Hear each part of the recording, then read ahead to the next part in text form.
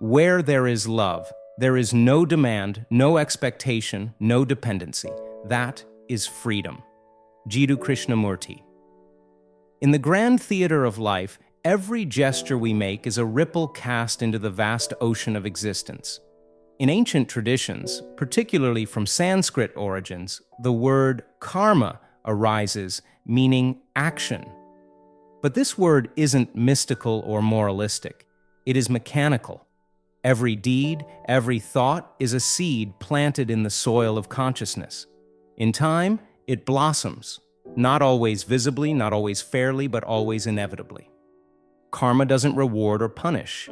It doesn't seek justice or revenge. It simply responds. It mirrors.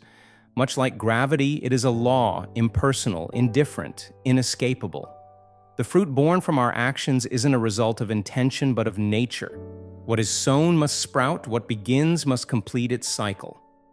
Look closely at why we act, at the roots of our behaviors. Every motion has a motive.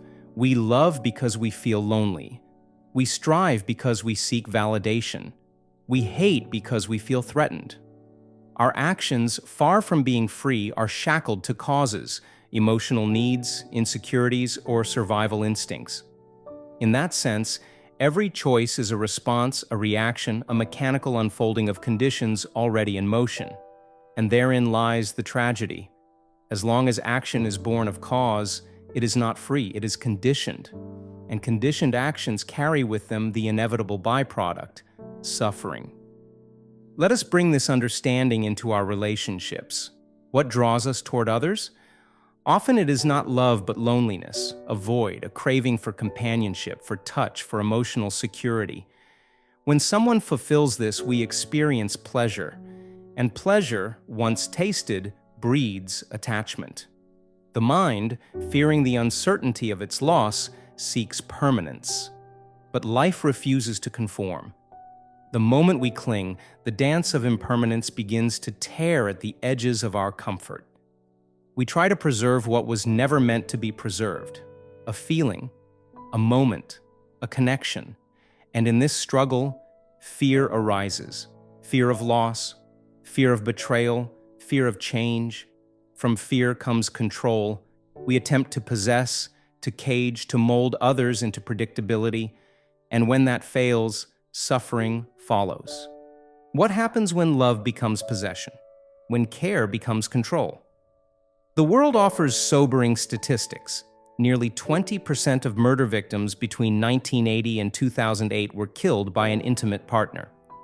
Around 40% of female homicide victims met the same fate. This is not love. This is fear's final act, the desperate grasp of a mind unable to accept the impermanence of life and relationship. Possessiveness, jealousy, and emotional manipulation, these are not signs of love, they are symptoms of attachment, and attachment is nothing more than disguised fear. We often hear that pain is the cost of loving deeply, but this is a lie we've been sold. Pain is not the price of love, it is the price of dependence. When someone we love leaves, dies, or disappoints us, the sorrow we feel isn't for them, it's for ourselves, for our broken expectations, for the loss of the comfort they provided. True love carries no expectation.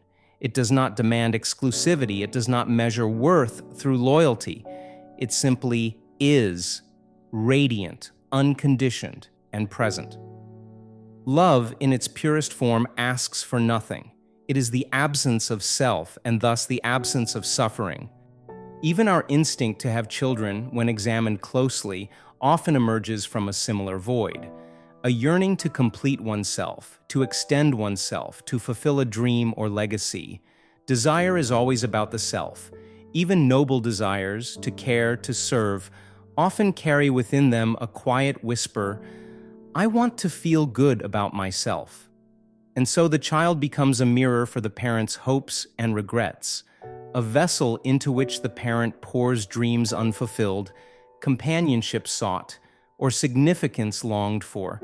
This burden creates expectations, and expectations breed conflict. Only love that expects nothing, that simply is, can offer a child the safety and space to grow freely.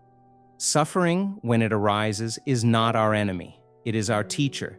It doesn't arrive to break us, but to awaken us, to show us the machinery of our conditioned minds.